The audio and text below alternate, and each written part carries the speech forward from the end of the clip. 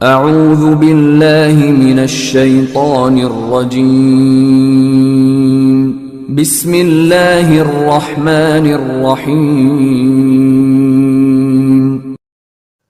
بسم اللہ الرحمن الرحیم۔ راشد اپڈیٹس کے تمام سننے والوں کی خدمت میں السلام علیکم ورحمۃ اللہ۔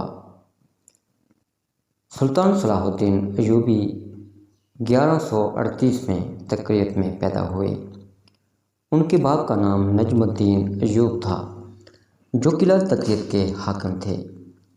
اسی موقع پر جب سلطان کی پیدائش ہوئی ان کے باپ کو اس عہدہ سے سبکدوش کر دیا گیا۔ سلطان کا بچپن اور جوانی کا ابتدائی دور دمشق اور بالبک میں گزرا، جہاں ان کا باپ پہلے عماد الدین اور پھر نور الدین زنگی کے ماتحت ان علاقوں کا گورنر رہ چکا تھا۔ سلطان نے بالبک کے دینی مدرسوں اور دمشق کی جامع مسجد میں تعلیم حاصل کی۔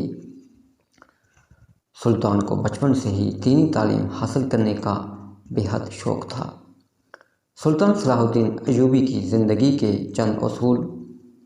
صلاح الدین ایوبی ایک ایسے عظیم حکمران تھے جو میدان جنگ میں ایک بہادر جنگجو تو تھے، لیکن وہ ایک رحم دل انسان بھی تھے۔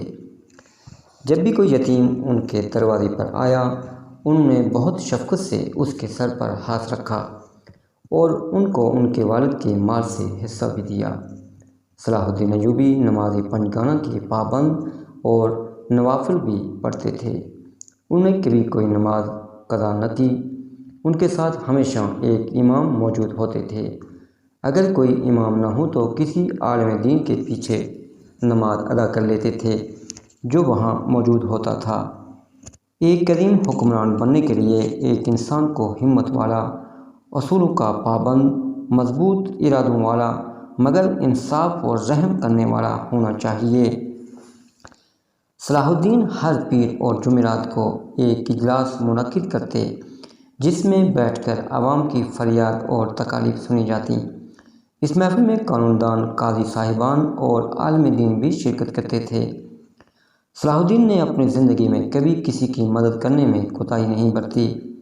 صلاح الدین ایوبی نے ساری زندگی جو کچھ کمایا اس کا بیشتر حصہ صدقہ و خیرات میں خرچ کر دیا، اور کبھی وہ اتنی دولت جمع ہی نہ کر پائے کہ وہ زکوٰۃ ادا کرتے۔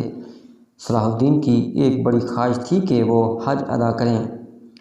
جنگ حطین 4 جولائی 1187 کو عیسائی سلطنت یروشلم اور سلطان صلاح الدین ایوبی کی افواج کے درمیان لڑی گئی، جس میں فتح کے بعد مسلمانوں نے پیش قدمی کرتے ہوئے بیت المقدس کو عیسائی قبضے سے چھڑا لیا۔ مصر میں فاطمی حکومت کے خاتمے کے بعد صلاح الدین نے 1182 تک شام، موصل، حلب وغیرہ فتح کر کے اپنی سلطنت میں شامل کر لیے۔ اسی دوران صلیبی سردار رینالڈ کے ساتھ 4 سالہ معاہدہ صلح طے پایا، جس کی روح سے دونوں ایک دوسرے کی مدد کرنے کے پابند تھے، لیکن یہ معاہدہ محض کاغذی اور رسمی ثابت ہوا، اور صلیبی بدستور اپنی اشتعال انگیزیوں میں مصروف تھے اور مسلمانوں کے قافلوں کو برابر لوٹ رہے تھے۔ 1186 میں عیسائیوں کے ایک ایسے ہی حملہ میں رجال نے یہ ناپاک جسارت کی کہ وہ دیگر عیسائی جنگجو امراء کے ساتھ شہر نبی مدینہ منورہ پر ناکام حملے کی غرض سے حجاز مقدس پر حملہ آور ہوا۔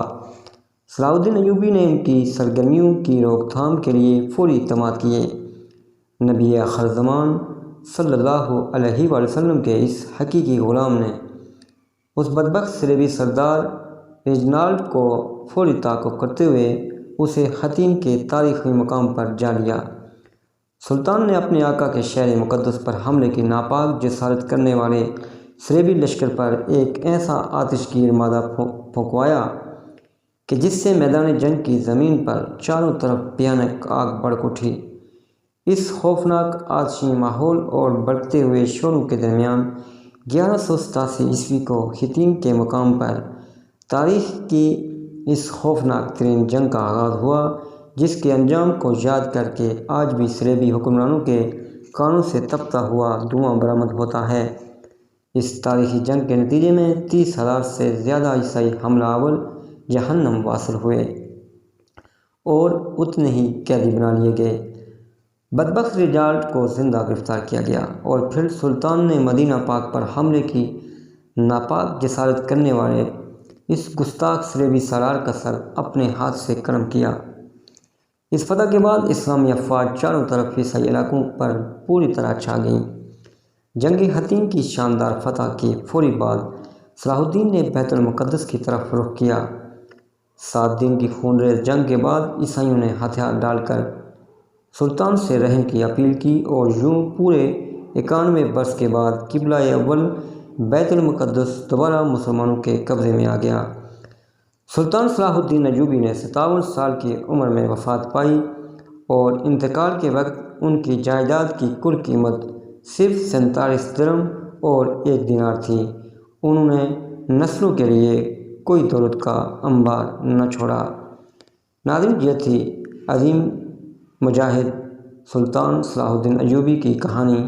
اللہ کریم ہمارے حکمرانوں کو بھی اپنے اسلاف کے نقش قدم پر چلنے کی توفیق عطا فرمائے۔ آمین۔ السلام علیکم ورحمۃ اللہ۔